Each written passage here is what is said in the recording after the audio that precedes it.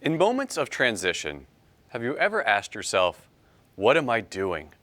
Where am I going? What is my purpose?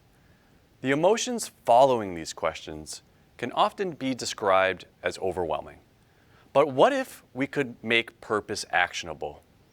Through research and application, Zach Mercurio has developed a framework that allows us to view purpose differently and inspire action on our where, what, and why. Welcome, Zach. Thank you, Ryan. I am excited to be here.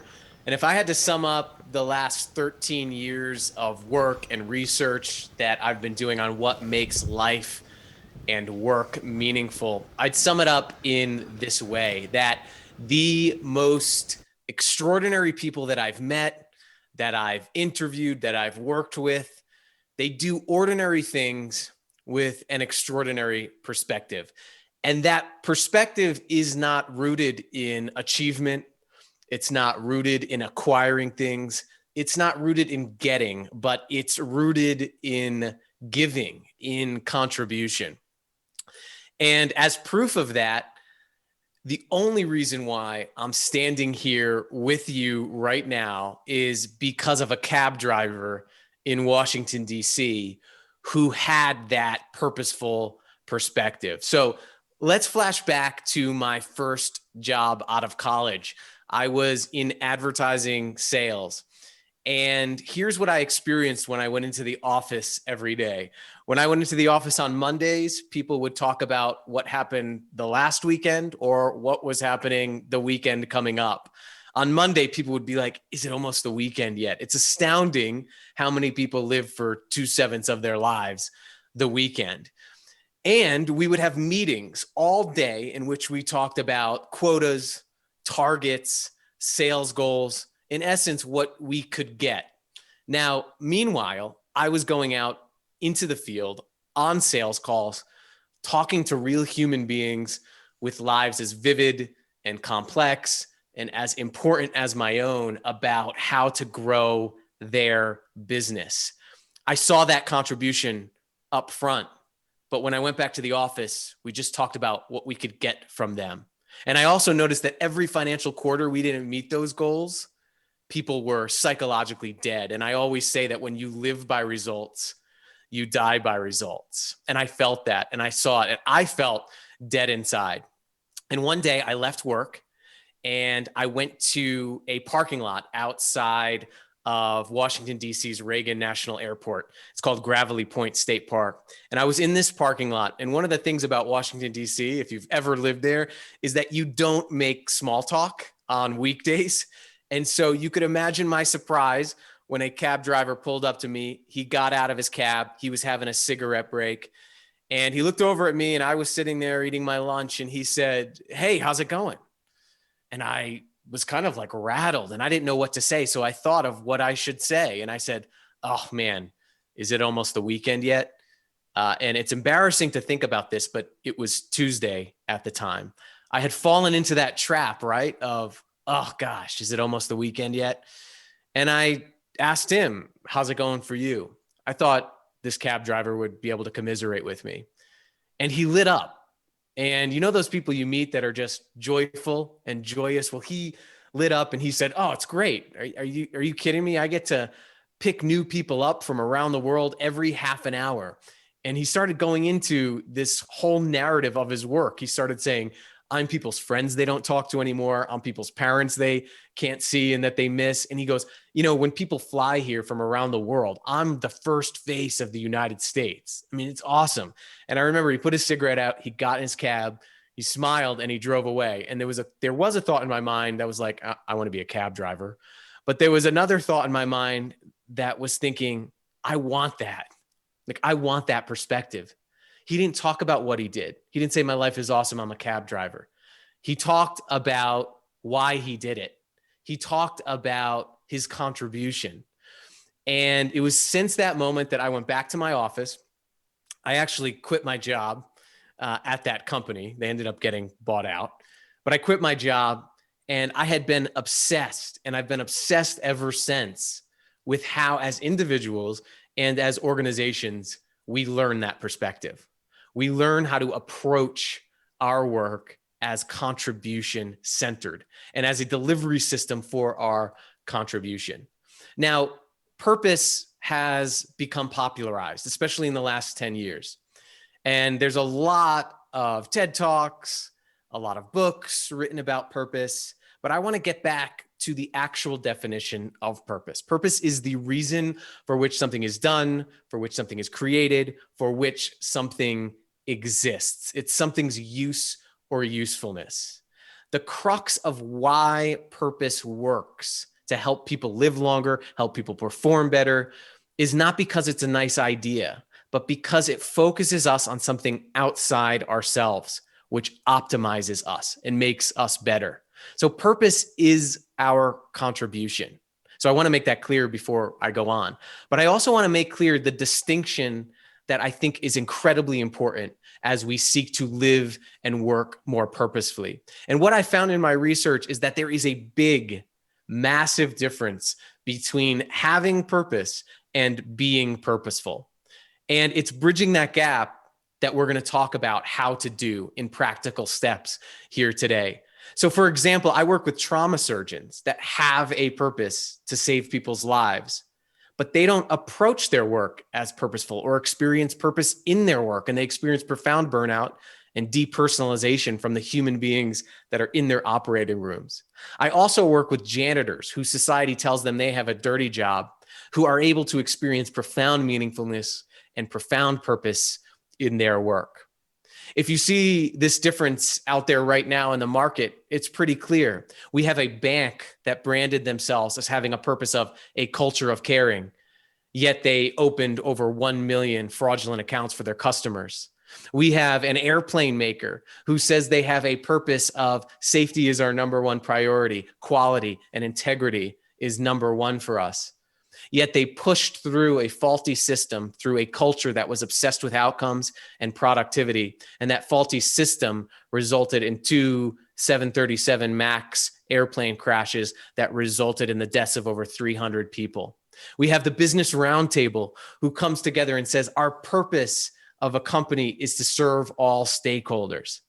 Yet we find out in research that almost none of the people that signed that pledge actually ran that new purpose through their governing boards. If we want to change the world through what we have to offer, through our unique contribution, we have to bridge this gap. We have to bridge this gap between purpose as an idea to purpose as a transformative practice. And that's what we're going to talk about and explore today together. How do we move from having purpose to being purposeful? So what is being purposeful? Well, if purpose is our contribution, then being purposeful is contribution-centered thinking, being, and doing. We have habits of thought, we have habits of being, how we show up, and we have habits of doing. Purposeful people tend to do what they do with a contribution-first mindset, and the results follow. Let me give you a few examples of this. This is Ellen. She is a janitor at Colorado State University. She was also part of a study I did on how people in frontline professions come to experience meaningfulness and purpose in their work. And one of the things that we found through interviewing people from janitors, mechanics, and bus drivers is that the people who experienced profound meaningfulness had one thing in common. And the thing that they had in common was they were able to see how everything that they do impacted another human being, and they were able to remind themselves of that. Ellen, for example, she works in a university dormitory, and she's been at the university for over 20 years. And she said that one of the things that she hates doing, the task she does not like doing, is cleaning the bathrooms on a Monday morning after a weekend in a college dormitory. You might be able to understand why. And Ellen said that the way she does that task is every time she goes in to do it, she tells herself, I'm doing this so that the kids don't get sick. And it sounds like just a common, simple statement, but she told me that she experiences meaningfulness because she repeats that to herself in her mind every time she does the task. I'm doing this so that the kids don't get sick. Those two words are immensely powerful. So that, being able to connect a task to its end impact is what has made her work meaningful. And what she says has motivated me to stay for 20 years, even though I could go other places. Now, if you look at this picture that you have in front of you right now, this is Ellen knitting hats. She loves knitting hats. She does hard work, hard, difficult work, but she uses her breaks in her work to knit hats for all of the students that are in her dormitory. And I asked her why she does this. And she said, it's so when she's walking to her car at the end of the shift and she sees the people and the kids wearing those hats in the winter, that she can be reminded of the impact that she makes. And what's powerful about this is that we know that when you can think about the impact of a task, just the everyday things that we do, it changes how we feel about those tasks. That's being purposeful. This is my 5-year-old, and you'll see he has one of Ellen's hats. Ellen also made a hat for former Colorado Governor John Hickenlooper. And so she's a little bit famous, but she's famous because she's focused on contribution. Here's another story for you. This is Brittany Ray. She's a chef in Denver. She lost her job as a chef and her job as a bartender during the coronavirus pandemic. Now, what do ordinary people do? Well, they typically would say, oh gosh, what am I going to do? How am I going to get through this? But Brittany asked a different question. She thought about her purpose and she said, my purpose is to serve people food. And she asked this question, where am I most needed now? Most of the organizations and companies I've been working with, they're asking, how am I going to get through this? Or what do I need to do to get through this? But Brittany asked, who needs me to get through this? Who needs my purpose right now? And instead of reacting to difficulty, she responded to this difficulty using her purpose. And so this is Brittany. She decided, if I'm here, if my purpose is to serve food for people, I'm going to do that. She ended up using a church basement. She got her friends together and she started making food for people who were quarantined and isolated at home, and for kids who could no longer get their daily lunches. And she would have her friends deliver this food to them. That is being purposeful. From a company standpoint, this is Justin Salisbury. He's the chief operating officer of Breeze Through Car Wash. And I remember having coffee with Justin about his purpose. And he said, I realized that the only reason why we exist as a car wash is to develop the people that work here. And I asked him, how did you come to that? And he goes, well, I realized that nobody gets up and wants to work at a car wash. We employ a lot of people who just got their GEDs or are finishing high school or have had something happen in their lives. And so he said, our purpose has to be to prepare people for the future and provide for the community. And what they've done as a company is they've made their key performance indicator that they will retain 80% of all employees for at least 1 year. That's the only performance indicator, to retain 80% of car wash attendants, maintenance people who work at that car wash. He offers them retirement plans. Right now, even post the coronavirus pandemic, they are going forward with building an affordable housing complex for employees who need it. The result of this obsessive focus on preparing people for the future and providing for the community and being purposeful is that they wash over 1 million cars per year. That is 3 times more than the industry average. They get thousands of applications for one position, and they actually recruit internationally. Now, think about this company: to prepare people for the future and provide for the community. That could be on the wall. That could be a mission statement in a new employee binder. But the way it becomes real is how your people know how to act. If you know why you are, you'll know what to do. So when the coronavirus pandemic really struck in Colorado and shut down a lot of our businesses, the first thing his team did was not scramble and get together and figure out how they were going to get through this and what they were going to do, did not come together and develop flowcharts and projections. They came together and developed a program to compile and stock food for employees that might need it. This is a text message I got from Justin. From pay to food to shelter and every what if scenario we could conjure up, these are some food rations for people who are in need. And the best part is that he wasn't there, he said. The team just decided to do this without them. So this is what happens with purpose. When we have a firm understanding of why we are, when we move from purpose to being purposeful, we start acting on our purpose. We make decisions on our purpose, and we behave with our purpose at the forefront. So purposeful people, especially in this time, don't ask, how can I get through this? They're asking this question, who needs me to get through this? And this is the shift from purpose to purposeful. Who needs you right now? Of what use are you to the world? In the next conversation you have today, how can you use your strengths to impact them? And what we know through the research is that when we focus on that purpose, when we think about it, not necessarily even just do it, but think about it, we know we get a boost of neurotransmitters called dopamine, serotonin, and oxytocin. These are the neurotransmitters that control for mood, movement, and motivation, to feel better and to have the energy we need to keep going. And researchers find that thinking about our contribution has predictive effects on these neurotransmitters, also called the happiness trifecta. Let me give you one of my favorite examples of that. This is Desiree Linden. She's the winner of the 2018 Boston Marathon. And if you look at this picture, that marathon was miserable.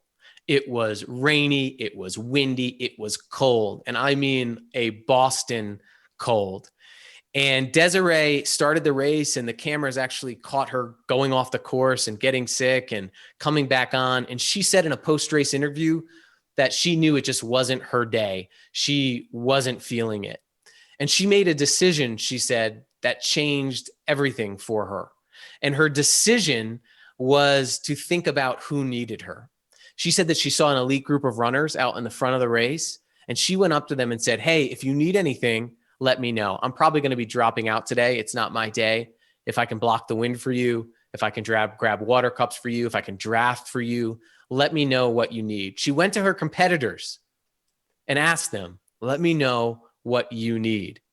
And she said in a post-race interview with Runner's World magazine and NBC News that shortly after she stopped thinking about herself and started thinking about this impact on these other runners, she said she miraculously got her legs back. And she went on to win the Boston Marathon.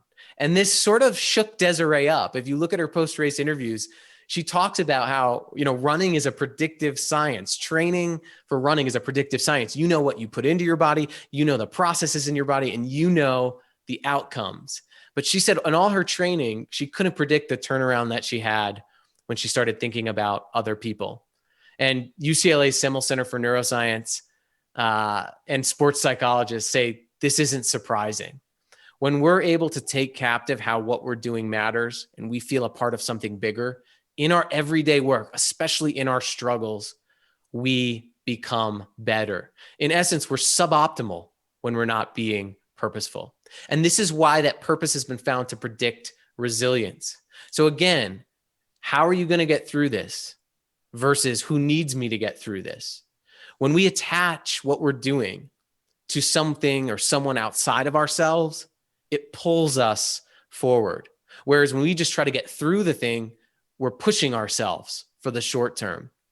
Purpose predicts resilience. In Angela Duckworth's book called Grit, she finds that purpose, an other-centered bigger purpose, is a key predictor of everyday resilience. Pleasure, things going well, actually has no effect on resilience. And it's interesting, right? Because in our minds, we think that we want things just to go smoothly. We want to do well. We want to have a good quarterly earnings report. We want everything to go well. But the fact is that we don't thrive despite our challenges. We thrive precisely because of them. Because in our challenges, we're forced to stop and become clear on our purpose. So purpose pulls us forward and inspires resilience. And then the third reason why purpose works is that it's more durable than achievement.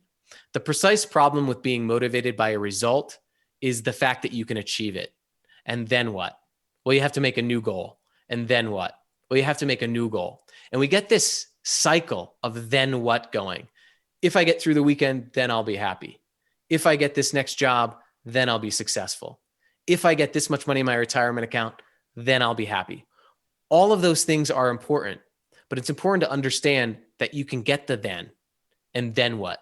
Purpose answers the ultimate then what question, especially when we start thinking about it in our everyday. Because results push us for the short term, purpose pulls us for the long term. Psychologists call this the arrival fallacy, that we tend to feel the same when we achieve a goal and we have to create a new one as if we never achieved the goal in the first place. Now, goals are important, but it's important to know that these goals and these outcomes are results. And no human being has ever gotten a result by pursuing a result. Every result is an effect. Every effect has a cause. And so when we relentlessly pursue that cause, the effects follow. So just to recap, there's a difference between having purpose and being purposeful. When we are purposeful, we experience the neurotransmitters of dopamine, serotonin, and oxytocin. It literally makes us optimized as human beings. It predicts resilience, and thinking about our purpose and being contribution centered is more durable than results, but often results in better results. So how do we make this real? As Ryan talked about, how do we make this practical? Well, in our work, we find that people who are purposeful tend to do three things. They develop a purposeful mindset. They regularly connect what they're doing to both their purpose and the purpose, which is an important distinction. There's your own purpose, and then there's the purpose of whatever you're doing. And then they implement purposeful habits. They implement routines and behaviors that regularly express and deliver their purpose. Let me give you an example of an anti-purposeful mindset and habit that I had. A couple of years ago, as I was studying this, I was realizing that I would get up in the morning and I would look at my phone and I would look at my calendar and I would say to myself, okay, what do I need to do today? Now, we have an inner dialogue in our minds. We have a brain that constantly asks ourselves questions. And I was asking that question, what am I going to do today? Now, if you think about your inner dialogue as a motivational speaker, that's not very motivating. Hey, how are you going to get through the day? Not exactly inspiring. And when we think about what am I going to do today, we think about, well, what do I have to do and how am I going to get through it? So I realized that I was setting myself up for demotivation. And so I just stopped. And every day since, I've decided to get up and instead of looking at my calendar and saying, what do I have to do today? I started asking, how is what I'm going to do today going to impact others? So I just wrote down people's names in a journal that each meeting I would have would impact. And just like Ellen, the janitor, even the meeting I was dreading, there were human beings with lives as vivid and complex as my own in that meeting. And when I started thinking about them, I started feeling more motivated about our day, my day. And research finds that internal self-talk is powerful. This was from a study of researchers did on motivational self-talk and strength exercises. If anybody goes to the weight room, try this. What they found is they had three groups. They had a control group who were asked not to think about anything but lifting weights. They had a second group who was asked to tell themselves and talk to themselves instructional words of how to do the exercise while they were doing it. And then they had a group that was asked to give themselves motivational talks during it. So asking things like of themselves, hey, you can do this. This matters. This can help you achieve your goals. And the group that started changing that narrative to a motivational self-talk actually ended up being able to lift more weights. On the vertical axis, those are in joules, the energy output. And the people that had the motivational self-talk were able to lift more weight. So that internal narrative is one of the most powerful initial steps to becoming purposeful. And we have to shift that narrative. And it starts with the questions we ask ourselves. This is my little one, Tapley. He's 5 right now. And a few months before the coronavirus pandemic, I was doing an experiment with him. So he has me as a dad. So he's lucky to be experimented on. And what I did is I noticed that he was really not wanting to go to school. He was not wanting to go to preschool. And he would get up and I'd have to chase him around the house and I'd have to get him to put on clothes. And he just did not want to go to school.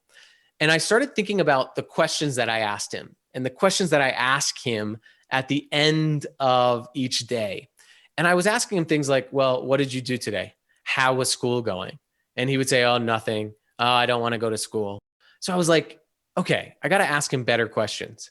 So every day I started asking him these two questions. The first was, who did you help? And the second was, who helped you? Well, a few days into our a little experiment, he was not into it. I said, who did you help?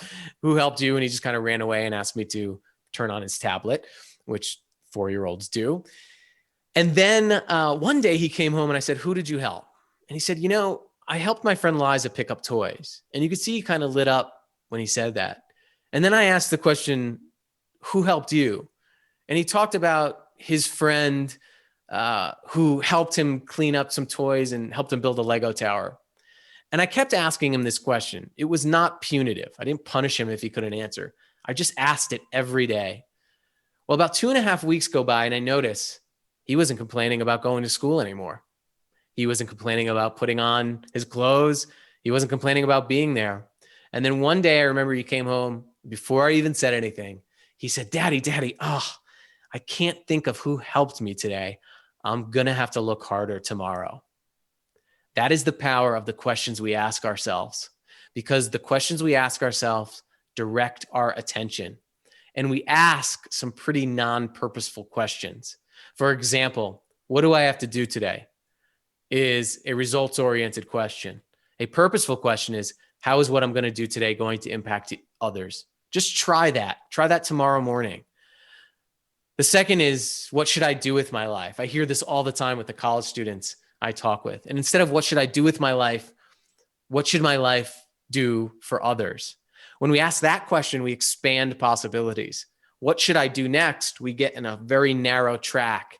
And as we ask more what questions, our possibilities narrow. But when we ask, what should my life do for others, possibilities expand. Contribution expands our attention. The questions we ask other people can also help develop a purposeful mindset. For example, where do you see yourself in 5 years versus what kind of impact do you want to make 5 years from now? You can ask yourself this question too. You can ask people who are interviewing in your company or your organization for this question. If you're a teacher, you can ask your students this question. What's your ideal job? Where do you want to be?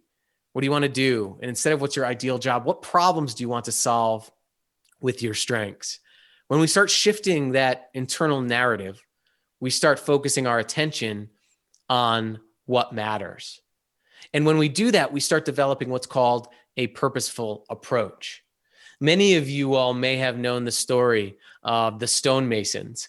And there was a villager who went up behind 3 stonemasons. All of the stonemasons were chipping away at their rocks. And the villager went behind one of them and said, oh, what are you doing? And the guy just said, oh, I'm just chipping away on this darn rock so I can get to the weekend and rest. He went up to the second stonemason and he said, what are you doing? He said, I'm just chipping away on this rock. It isn't bad, but I need the money. And then he went to the third stonemason and he said, what are you doing? And the stonemason stopped, paused and said, I'm building a cathedral. Now, we get stories like this all the time, but this is also known as the craftsperson's mindset. That craftspeople, and I think we're all craftspeople, don't find meaning or find purpose somewhere out there. They learn the skill to discern it where they are. And one of the days to do that is ask questions about the things you do every day. So for example, think about a task you don't want to do. Maybe it's the rest of today or tomorrow, and ask yourself, what would happen to a human being if I did not do it? All of a sudden, what you'll realize is that there's a human being that's inevitably at the end of everything that we do. The second question you might ask is, what end outcome does this make possible? What bigger whole does this make possible? And the third question you might ask is, which of my strengths can do it more? When we ask these questions, we get to the predictors of motivation and of meaningfulness, which are task significance. How is what I'm going to do impacting other people? Task identity. How does the task I'm doing make a bigger whole possible? How am I indispensable? And then 3, which of my strengths can I use to do it? It's called skill variety. Now you can use this for yourself to craft your approach to your tasks, like Ellen, the custodian, did. Or you can do this for others as a leader. Anytime you delegate a task, make sure you show people why it matters before you tell people what to do or show someone how to do it. And I think every time you delegate a task, we should be able to tell someone this is how it impacts another human being. This is the bigger product that your work makes possible. And these are the strengths you need to do it. But it's a powerful framework to approach the tasks that we do as well. Because what we find is that the mindset about the task is generally more powerful than the task itself. Another way to develop a purposeful mindset is to tell better stories to yourself and others. To believe that we matter, we have to have evidence that we matter. And the power of telling stories of your work's impact to the people around you or to yourself to remind you of that is incredibly powerful. One of my most powerful stories was a client that I worked with, and they manufactured very small widgets that went to a fabricator that fabricated and manufactured parts of an MRI machine that ended up going down the line to a manufacturer that put the MRI machine together and put it out to consumers. These people were about 4 steps removed from an end user, an end customer. And I know some of you who are listening right now may be in a job where you're a few steps removed from the end human being. And this is where story collecting and storytelling can help immensely. Because I go into this room and I do a training on purpose in work for a group of these distribution center workers for this company. And they were all relatively miserable. They just got chewed out by their chief operating officer for not meeting quarterly efficiency goals. And here comes the purpose guy, right? And I could just tell they were miserable because they were kind of looking at their phones. There was even one guy who said, gosh, I hope this guy's not boring. And as speakers, what you don't understand is that we can also hear what you're saying. But that's how bad it was. And I remember I just stopped the session and I said, why are you here? And I remember there was a woman sitting in the front and she raised her hand and she kind of started tearing up.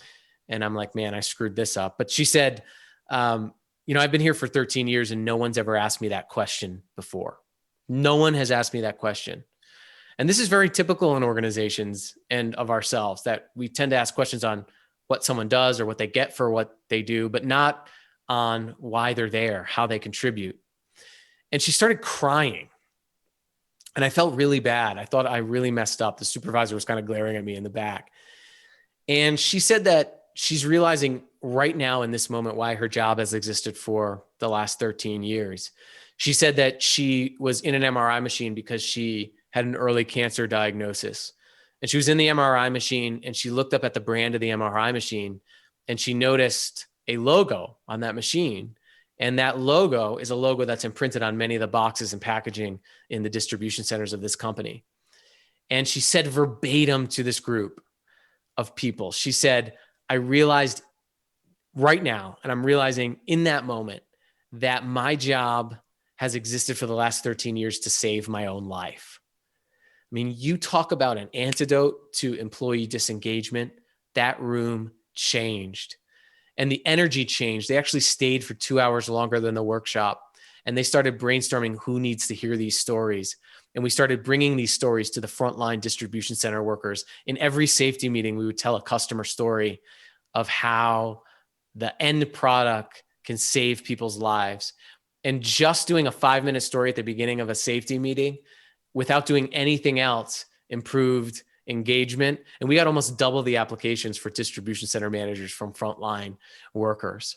So the stories we tell ourselves are powerful. So think about times in your work or in your life when you believed that you mattered, when you believed that your work mattered, who was around, what was going on, and remember those stories and tell yourself those stories and tell other people in your organization those stories. Keep the human being at the front and center of the work. Adam Grant from the Wharton School found that when we tell one story and when we hear one story of the impact of our work on a beneficiary, it can result in a 400% increase in productivity and motivation. It's incredibly powerful. This is Dr. Turner. He's a radiologist in Israel, and he did a study with radiologists that work from home. And what he found, and he wanted to know what would happen if he sent a scan to radiologists and all he did was put a headshot of a patient on it. And then he took another group and he sent those same scans, but he didn't put the headshot. And he was trying to look at what the quality of the work would be. And what he found was that those radiologists that saw the headshot of the patient on the scan wrote longer interpretive findings and found more incidental findings that would be important to the patient's future prognosis than the group that did not see the headshot. So that whole adage of putting a face to the name, putting a face to our work, putting a face to what we do in our families with our friends every day and how we can't not matter is incredibly powerful for increasing the quality of what we do, but our energy to do it. And so we can also do this for other people. So purposeful people and leaders tend to give meaning to others. And one of the best ways to do that is to just not just show people and tell people that they did a good job, but to show people the difference that they made, to affirm ourselves by reminding ourselves of the difference that they made. And when we're giving constructive feedback to our peers and the communities we're a part of, instead of just telling someone to fix a behavior, reminding them of how a new behavior can focus on a bigger impact. So one of the things you might do is, as you're cultivating mattering and cultivating meaningfulness around you, we know that when you do that, we tend to feel more purposeful. We tend to feel more contribution centered. So one thing I want to challenge everybody to do is, instead of just telling people good job, show them the difference that they make, reaffirm their strengths and show them their impact. And one of the best ways to do this is through this SBI model. Anytime you're going to give someone affirmation, describe the situation, describe their specific behavior, and then show them the impact that their behaviors and their strengths have on other people. So, Ellen, that custodian, we are so powerful as agents of cultivating mattering. One moment of mattering and significance that we can create for another person around us right now can change the trajectory of someone's life. One of the custodians, Jane, that I interviewed, had been at the university for over 30 years. And she had been near homelessness when she got this job. And she said that when she started her job as a custodian, she was miserable. She was really down on herself, down on her life, because she felt like she could be doing something more with her life. And she said in that first week, one leader pulled her aside, pulled out a dictionary, and defined the word custodian for her as a person responsible for looking after someone or something, someone who takes care and has responsibility for something. And she looked at me and she said, for the first time in my life, I realized that I mattered, that I had responsibility, that my work mattered. And she said that it changed her whole belief systems. And she thinks about it every day, and it's motivated her to stay in her job and at the university. And the reason why I share this with you is that not only can we cultivate a purposeful mindset by asking better questions, by crafting a purposeful approach to our tasks, by collecting and telling stories of our work's impact to ourselves and others, is that we are powerful agents of cultivating purposeful communities, because communities are what help reaffirm our mindset. Other people show us the evidence of our mattering and of our meaning. And one moment of showing somebody they matter can change everything. And finally, to really solidify and develop a purposeful mindset, we have to set goals that are purpose-centered. Researcher Jennifer Crocker did a study on people who set self-image goals, which are goals to acquire and achieve, and people who set more compassionate goals, which are goals to solve problems or contribute to other people. And what she found was that people who set more self-image goals tend to feel more disconnected, worse about themselves, and more anxious and depressed. And why is that, right? Well, when we set achievement goals, we slowly start hinging our identity to achieving the goal or not. But when we set compassionate and contribution goals, we tend to look for how we can help others. We connect better. We feel better about ourselves because of the dopamine, serotonin, and oxytocin we get for thinking about our contribution. And we're less anxious and depressed because our identity is more than what we acquire and achieve, and it's what we give to others. In the classic column by New York Times columnist David Brooks, he says there's a key difference between resume virtues, the things that you acquire and achieve, and eulogy virtues, the things you want people to say about you at your funeral. So do you set more self-image goals than compassionate goals? Do you set more compassionate goals than self-image goals in your life, in your organization? Look at your goal portfolio and ask yourself that question. Now, these achievement goals are important, but they're only beneficial if they're mixed with compassionate and contribution goals. So think about that, because ultimately what we reward is who we become. And so when we reward for contribution, we become contribution centered and become purposeful. So developing a purposeful mindset means asking better questions. It means crafting a purposeful approach. It means giving meaning to other people, and it means setting better goals that align with contribution. The second area is connecting to your purpose and the purpose every day. Many of us have probably done personal mission statement exercises or find your why exercises or purpose statement exercises. But it's important for those exercises to become real, that we and the people around us experience it in the everyday work. So in my work with organizations, I find there's three types of purpose. There's individual purpose, why me? So how do your strengths impact other human beings? What is your contribution? There's organizational purpose, which is why this work. But then there's common purpose, which is why us all together. And I find that purpose is like your fingerprint. The unique combinations of where your strengths make an impact is different for every person. I've done over 10,000 purpose statement exercises with people, some in the same positions, and I've never seen the same purpose statement repeated. It's like your fingerprint. Now, in your organization and on the teams you work with, the fingerprints, when those come together, that's your common purpose. This is why us together. And the organization's purpose is why this. But today, I just want to focus on getting clear on your personal purpose. And I think we've tended to make this a little bit more complicated. What we find in the psychological research is that purpose arises at the intersections of the things that you love to do, the things that you're good at, and then the impact that those things make. We tend to be really good at developing skills, but we tend to be really bad at cultivating the energy we need to do the skills. I always say a skill without the energy to use them is useless. So that's why making sure we're clear on the overlap of what we love to do, our passions, and the overlap of that talent area is clear to us, because when those things overlap, we get a sense of our strengths.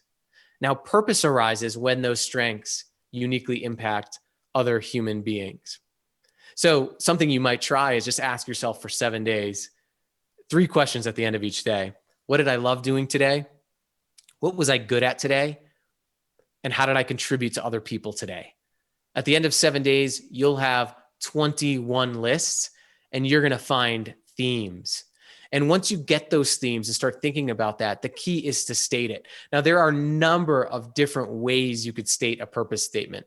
The key is that it takes your strengths and puts them into action, that it is human-centered. It focuses on the who, the human beings who are impacted by your strengths, and that you clearly articulate the impact that you want to make.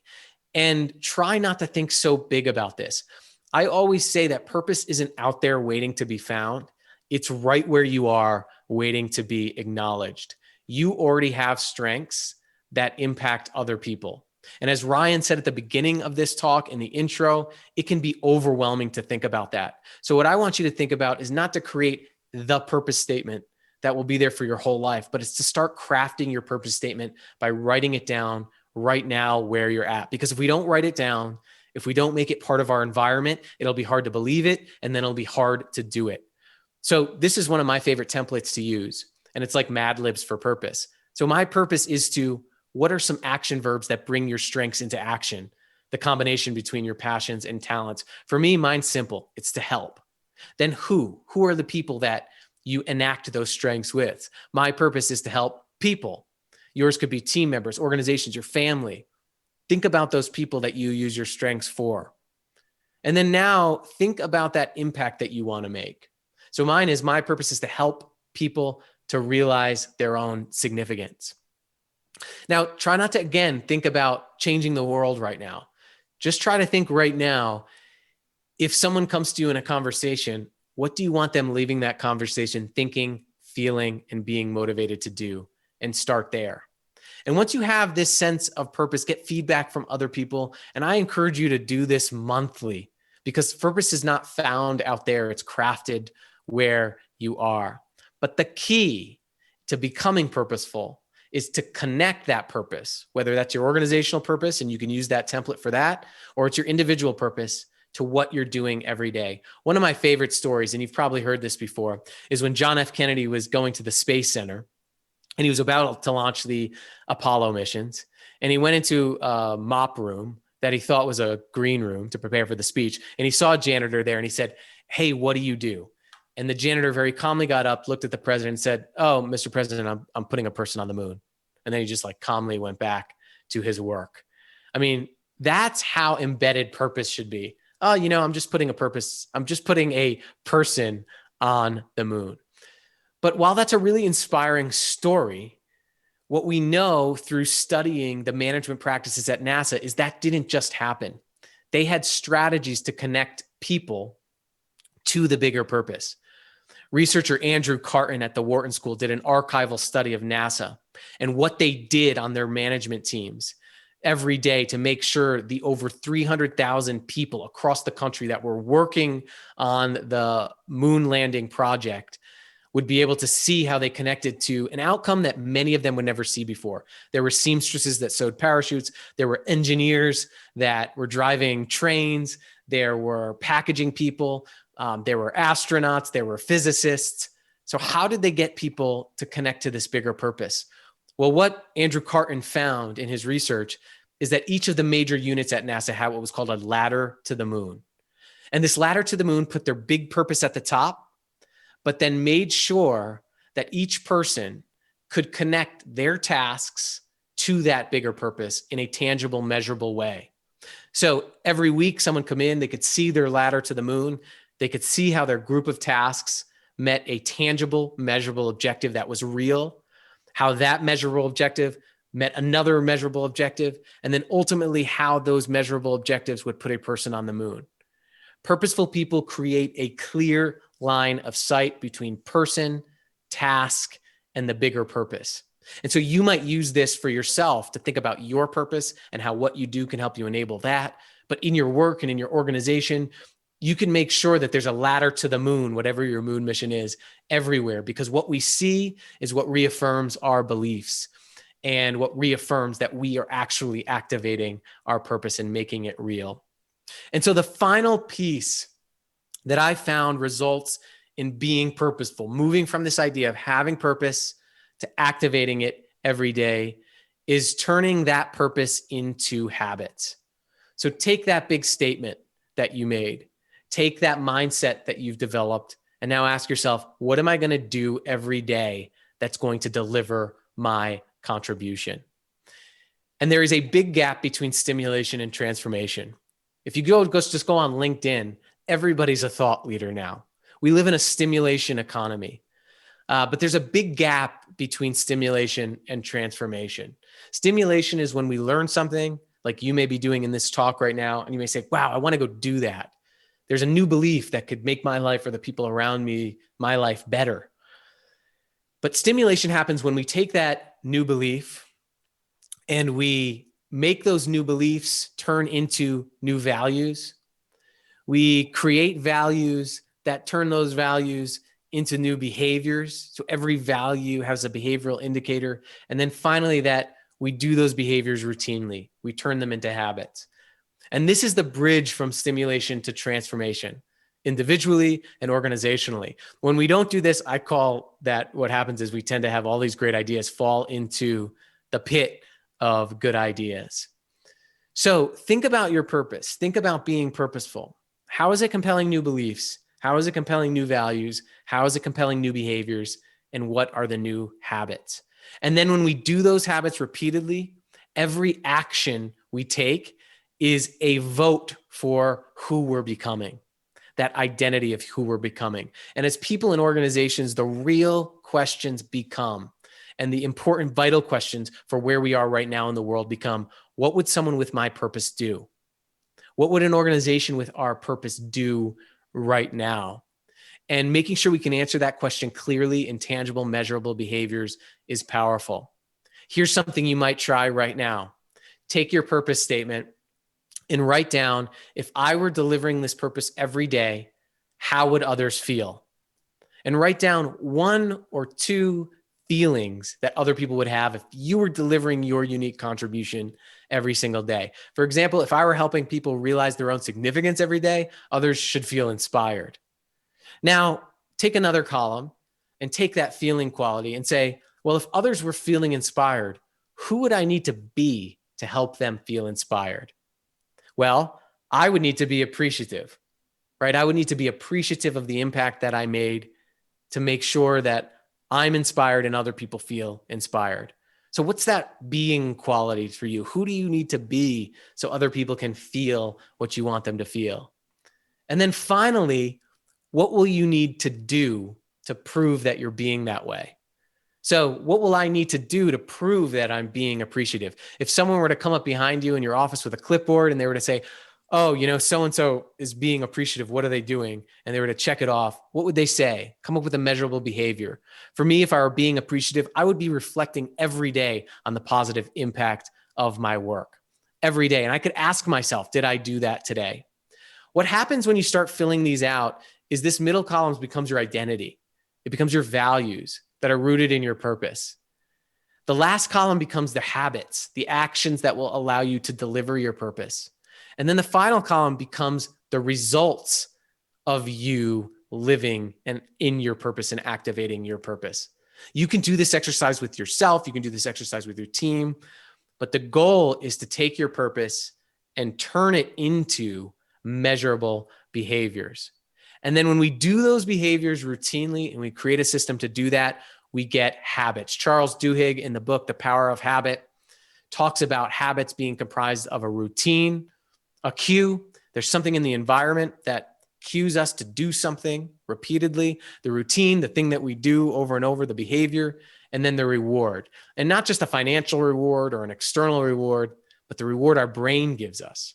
This is particularly powerful with purpose because we know purpose rewards our brain with serotonin, dopamine, and oxytocin. So the reward mechanism is already there. But typically where we don't go with purpose is think about what are the environmental triggers? What will I do that delivers my purpose? And how will I keep that cycle going? And what happens when the cycle starts going is we get this engine of craving. We'll want to be purposeful, or your organization will want to be purposeful. So how do we do this? One of the best ways to do this is to create an intention. The British Journal of Health Psychology published a study. They studied people who were exercising at least once per week, and they wanted to get them to exercise more. And what they did is they split them up into 3 groups. The first groups, they didn't do anything with, they just told them to go exercise. The second group watched a motivational video on exercising more. But the third group actually wrote down when and where they were exercising. And what they found that 91% of the third group started exercising more versus just 35 to 38% of the first and second group. So in when and where we're going to enact our purpose, it's powerful. And these come from a book called Atomic Habits by James Clear. It's just adopted to connect to this bigger idea of purpose. But take that last column of that visioning template and ask yourself, I will do this action when? So I will do what when? And make sure that for each of those habits that you identified to deliver your purpose, that you have a cue and that you have a when and where you'll do it. And it's not the goal to be perfect. It's the goal to start doing actions that are a vote for who we want to become and what we want to deliver. For example, for me, I will reflect and write one line in my journal in response to the question, when did I see that my work mattered today? When I shut off my computer for the day in my home office. We can also do this as our team. We can implement team habits in organizations. What is our purposeful action and when will we do it? These are powerful conversations to have because what we do repeatedly becomes who we are. And the final tool I want to mention to you is make sure you measure it. Turn it into a scorecard and have a discussion regularly with yourself and other people to make sure you know if you're doing it and when you're doing it. And ultimately, when we develop a purposeful mindset, when we connect to our purpose regularly, we become clear on that. And when we implement purposeful habits, we develop a very clear sense of why we are. And when you know why you are, you'll know what to do. And one of my favorite examples of purpose in action comes from the Paradise wildfire that destroyed the town of Paradise and in 2018 and was an incredibly difficult time for many. But what you're seeing on the screen here is actually a bulldozer coming towards the fire into the town of Paradise to save stranded civilians and law enforcement professionals that were there. And the driver of that bulldozer was a guy by the name of Joe Kennedy. And he had been sent up to the Paradise area to start clearing brush away from the hospitals and start clearing brush away from the houses. And in an instant, that fire turned deadly and started ravaging the area close and moved in. He lost all communication with his leaders. He lost all communication with other people. And he didn't know what to do. But then he asked himself this question that's incredibly powerful, is what would my leader do right now? What would my leader tell me to do? And he said he learned this in the military. There's this idea called leader's intent. And he thought to himself, what would my purpose do right now? He was a firefighter. And he decided that he was going to drive in and look for survivors. That's what his purpose would do. And he saved people. So ask yourself this question, what would my purpose do right now? If our purpose were the ultimate boss, who would we be? What would we do? And every day thinking about that can be powerful because purpose is ultimately the invisible leader. It's one of the most powerful leaders of our lives, of our organizations, because it pulls us forward. It helps us to show us our contribution. And again, if you know why you are, you'll know what to do. And so the world and others need your contribution right now. And so now is the time to really move from having purpose to this idea of being purposeful. So with that, I would like to turn it back over to Ryan to see if there are any questions. And we definitely have some questions coming in here. You talked a lot about activating purpose at the individual level in this session. How might an organization ensure that they're closing the gap between having purpose and being purposeful? Ryan, I think that's a good one. So when you think about organizations and teams have habits as well. So habits are really code word for organizational culture. What your people do regularly is who you are. So one of the places that I would stop and take a look at is, one, what do people do every single day? So what are their behaviors? And are those behaviors aligned with your purpose? The second thing I might do is think about what you reward. We tend to reward for self-oriented goals, but we want people to be purposeful. I had a salesperson come to me one day, VP of sales, and she said, Zach, my people don't collaborate. And I said, well, show me your reward structures. And she rewarded everybody for achievement, self-achievement. And if we don't reward people for collaboration, then people aren't going to collaborate. So look at what you reward. And then the final piece, I think the most high leverage piece is to look at how you make decisions. So get everybody in your leadership team together or your organization together and have them draw how they make a decision and see where your bigger purpose is in that decision-making process. And if it's not there, I recommend really making sure that it's there. And then think about designing your culture to that people will know what to do when it's aligned with purpose. They'll know how to make decisions and they'll know what they're being rewarded for that is contribution-centered. I love that answer. Great answer. How do you focus on purpose when you might just be trying to survive as a person or organization? Yeah, it's a good question. In the last few months, I've had clients come to me like, Zach, I love your stuff, nice little talk on purpose. We're just trying to survive right now. And my response has always been, survive for what? Survive for what? To what end? Who are you surviving for? And what we know is, Viktor Frankl, he was a concentration camp prisoner, author of Man's Search for Meaning, in one of the most horrific conditions a human being could be in a concentration camp. And he talked about that the people around him tended to, if they survived, they tended to be able to choose their response to any given situation. And he said, between stimulus and response, there is a space. And in that space lies our growth and our freedom. And are we reacting on instinct, like fear, frustration, anger, or are we responding with purpose? Oftentimes we react to negative situations with fear and anger, which actually deplete the resources that we need to respond to the thing that's causing us the fear in the first place. So stopping creating that space and saying, who needs me to get through this? and putting that at the forefront is really powerful, because it gives you that answer of surviving for what, getting through this so that what, and it can be very powerful, as we talked about. You mentioned the ladder to the moon. How would you put that into practice? Yeah, there are a couple of ways that you might do that.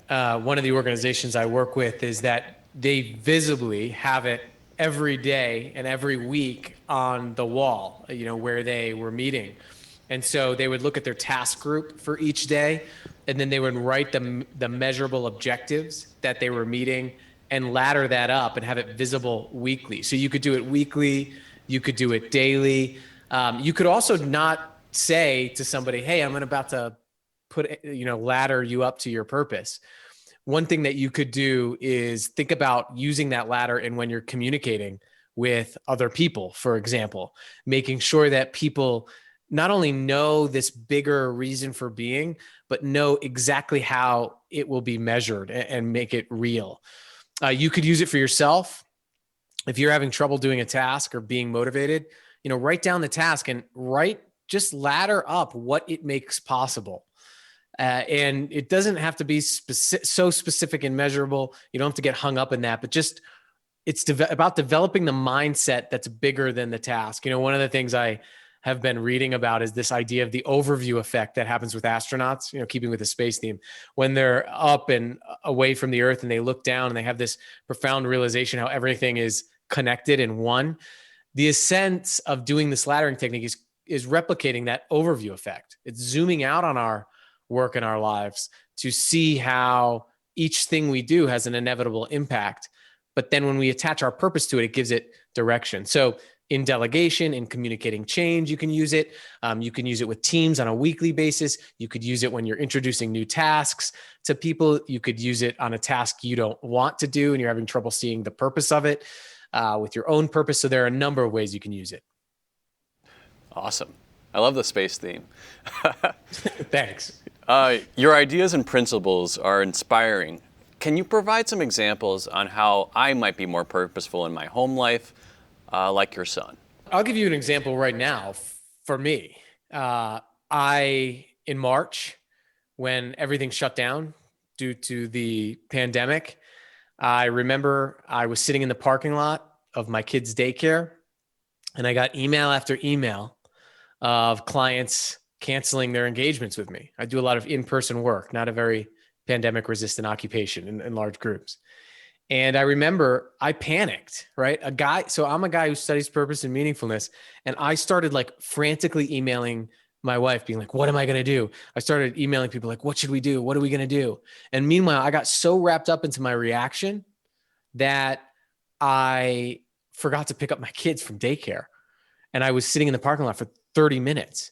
And so I went into my 2-year-old's room. He's now 3. And he ran up to me and gave me this really big hug.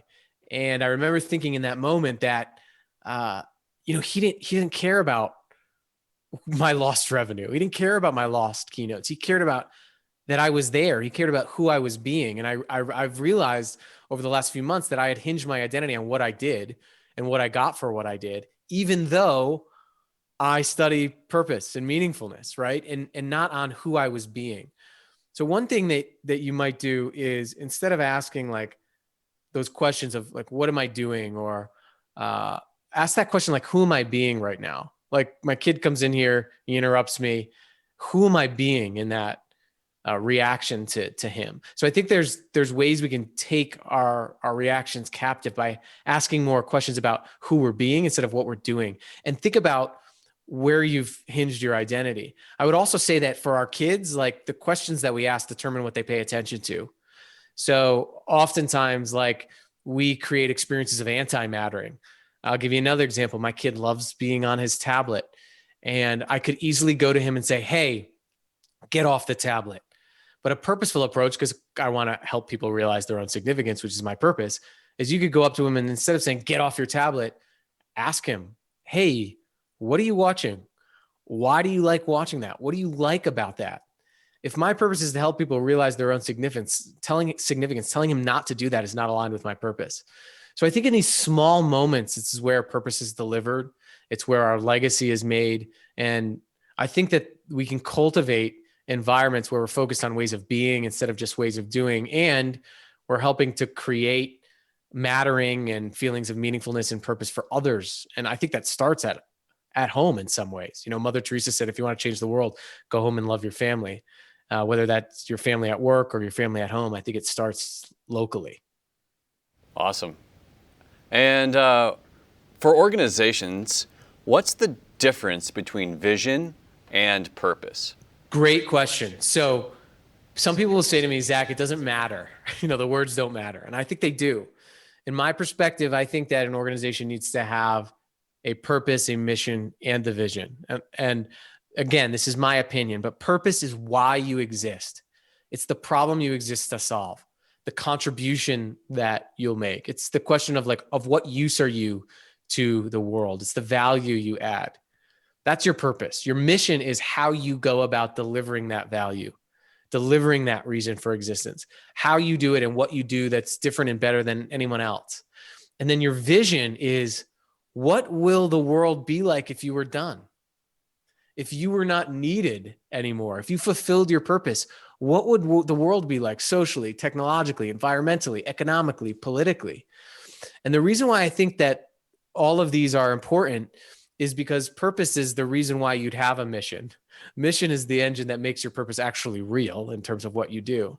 And then vision gives people a picture of the world with your contribution and the need you seek to fulfill completely met. And that can be incredibly inspiring. And when those three things come together, you have a really compelling organizational identity. So people are inspired right now, Zach. And how might they keep their purpose journey alive and not make it a point in time? Yeah, one of my favorite things to do is to write this newsletter called The Spark, where I talk about research, the latest research in meaningfulness and purpose from an active, practical standpoint. But then I also try things myself. I call these purposeful habits and practices. And I think one thing that's important to make clear is that, as I said, even though I study purpose, it's a constant work in progress. You never just arrive. I have bad days, and that's okay. The key is to have habits that can pull you out of those bad days and remind you of your purpose. And so that's what this newsletter is really all about. I try to take a real kind of authentic, practical look at purposeful practices and habits. So if you go to zachmercurio.com, and you'll see a sign up form right there. I send one newsletter a month. I won't spam you, and it has practices that you can use. And I'd invite you to try them, look at the past issues and try them if you're looking for an idea of what you can do right now. And then let me know how it goes. I'd love you to be part of this community that we're building on people who want to be and live and lead and work more purposefully, which I think is what we need right now. And then finally, do you think the desire for purpose in work is a generational preference? Yeah, some people say to me, Zach, you kind of look like a millennial, so of course you like this purpose stuff. But what we find and what people have been studying, people like Richard Leider have been studying purpose for years, have found that there's not really generational preferences for purpose. If I were to ask everybody, if I was in a room with you and I were to ask, hey, raise your hand if you would prefer not to experience purpose in your everyday work. Nobody would raise their hand and say, oh yeah, me. Purpose is not a generational preference. It's a basic human need. Our brains are meaning-making machines. And so being able to take that meaning-making captive and to really think about how we're contributing and the legacy that we're leaving, I don't think is a generational preference. I think it's a human need. If, there's been this movement of purpose in work and organizational purpose, but it's not really a movement. If you go back to how work was done before the second industrial revolution, all work was purposeful. If I was a shoemaker, I made shoes so that my neighbor could have shoes. I was a farmer so that the people in my community could eat. And I think what we're doing is we're just trying to come back to the farm, if you will, come back to what we've always desired, which is to know not only that we matter, but exactly how we matter to other people.